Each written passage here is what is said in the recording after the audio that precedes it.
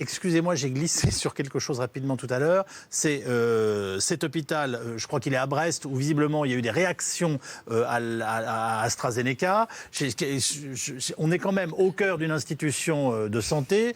Est-ce qu'on peut avoir une appréciation sur ce qui s'est passé ? Oui, alors il semble effectivement que l'AstraZeneca, vous savez, a été fortement recommandé aux professionnels de santé. Bien sûr, oui. Et donc ce qu'on sait maintenant, c'est que l'injection de vaccin chez quelqu'un qui a déjà fait le Covid peut donner des réactions assez fortes. Et surtout la deuxième injection de vaccin.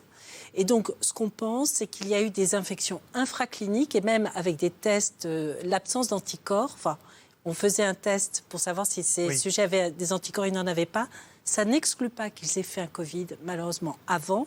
Et on pense que ces Covid asymptomatiques et non détectés avant pourraient être la raison de cette réaction au vaccin AstraZeneca. Je précise pour nos téléspectateurs qu'il n'y a aucun mort et que dans ce que j'en comprends, ça relève de ces patients qui, par exemple, disent « Oh là là, cette année, le vaccin contre la grippe, je ne l'ai pas très bien digéré, mais on est d'accord. » Ce sont ce qu'on appelle des désagréments. Exactement. Oui. Et puis là, c'était des gens plus jeunes.